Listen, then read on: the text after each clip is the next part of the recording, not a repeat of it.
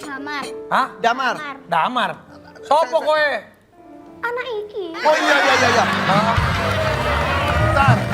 Sebentar, emang suka makan, manggilnya apa?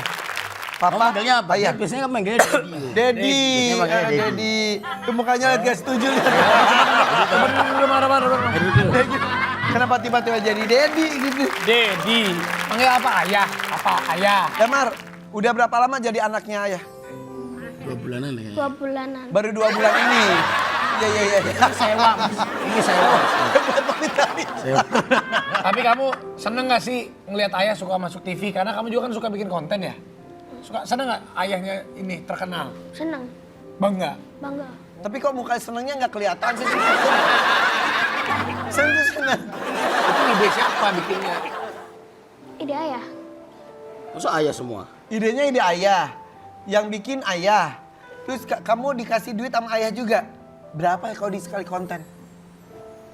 Banyak ini Mas. Aku biasanya kalau ngonten-ngonten tuh ke ini juga bayar sama kayak talent, bener toh? Apaan nih? Mau dibayar masih tak mau game tok.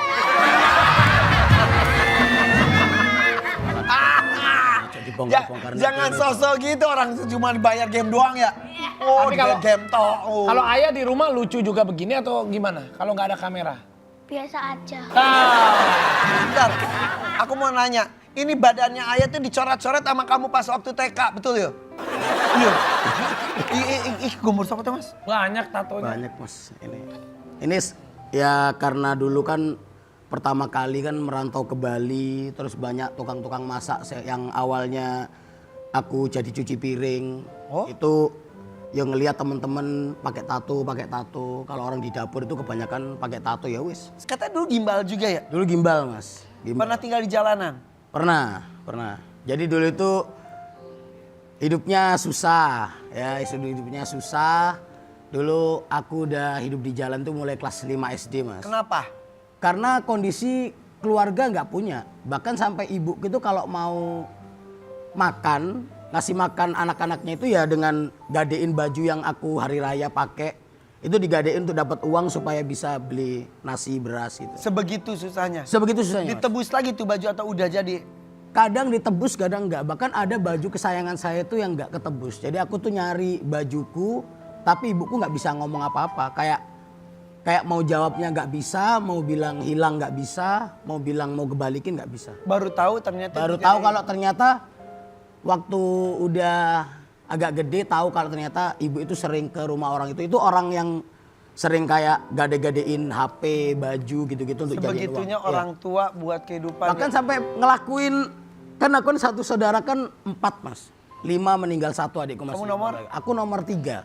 Terus? Dan itu ngerasain telur dadar dikocok 1 telur dimakan orang 4 itu ngerasain. Bagi-bagi. Diasinin. Jadi telur dadarnya diasinin untuk bisa dapat dimakan anak 4 pakai nasi. Ya Allah. Oke. Sampai katanya juga nungguin sisa makan orang. Ya, itu kalau aku lagi ngamen belum dapat makan, itu orang yang kayak makan soto, makan apa sisanya itu sama ibunya tak suruh, Bu, sisain ya. Jadi sebelum dibuang disisain di satu kantong plastik untuk dimakan. Bareng-bareng, dan ada temanku juga yang masih ngamen sampai sekarang, masih ada di Pasuruan. 5 SD udah tinggal sendiri. Ya, 5 SD keliling-keliling. 5 SD udah di jalan. Udah di jalan tapi aku tetap sekolah, Mas. Oke. Jadi Di jalan ngapain? jadi rute perjalanan hidupnya itu Mas setiap hari itu aku pulang sekolah, habis pulang sekolah aku jualan ibuku cilok sama martabak ke rumah sakit di Pasuruan. Udah jual sampai sore pulang, habis maghrib aku berangkat ke alun-alun. Ngapain? Berangkat ke alun-alun Pasuruan untuk ngamen. Setelah ngamen jam 1 malam aku istirahat di situ.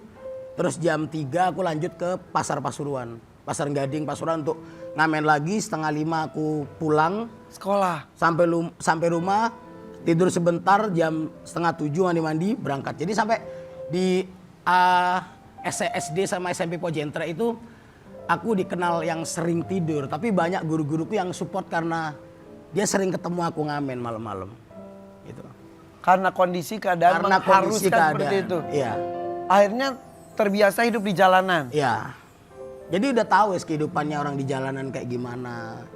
Kumpul sama orang-orang ngamen sama copet apa. Lah bisa masak gimana ceritanya? Kata dari kelas 3 SD belajar. Kalau masak memang udah dari kelas 3 SD Mas. Jadi ngelihat ibu masak, bawang putih aku tusuk, aku bakar, aku cobain bawang putih kayak gini. Bawang merah aku tusuk di kompor yang pakai minyak gas. Coba sampai akhirnya aku bisa masak. Jadi kelas 3 SD itu aku udah bisa bikin sambal terong, bikin sayur asem, sayur bening gitu. Oke.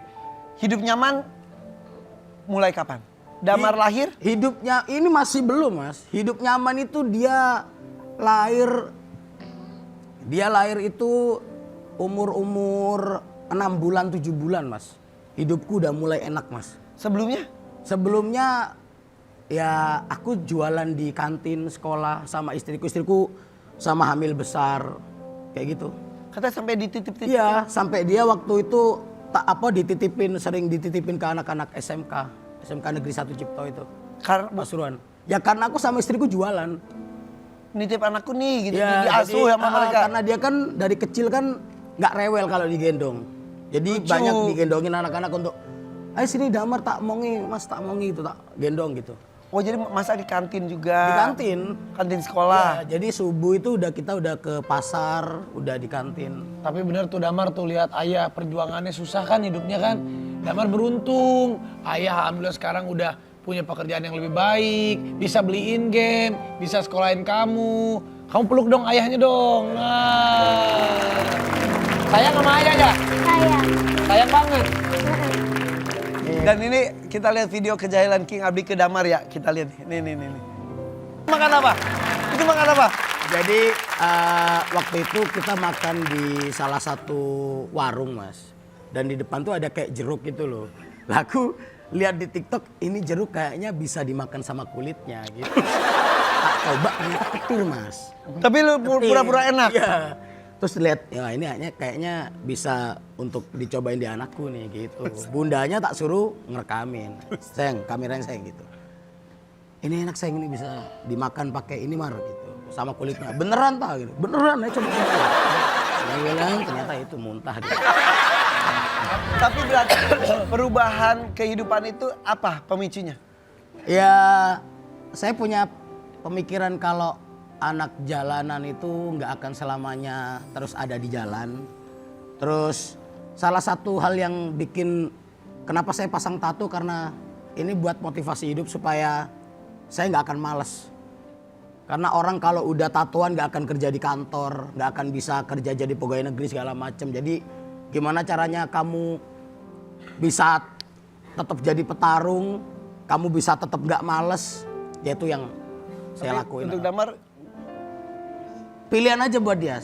Yang penting dia bisa tanggung jawab, dia udah punya penghasilan sendiri, dia mau tatoan mau apa itu pilihan hidupnya dia. Oke. Nggak pernah kamu harus jadi ini nggak. Tapi dia ini karena memang udah melewati proses kehidupan anak jalanan dari bawah.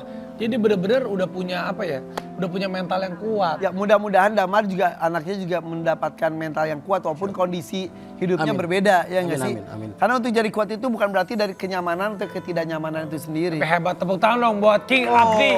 Nah, setelah ini kita juga akan kedatangan chef ganteng yang pernah jadi rival Raffi Ahmad dalam merebut hatinya BCL. Apa?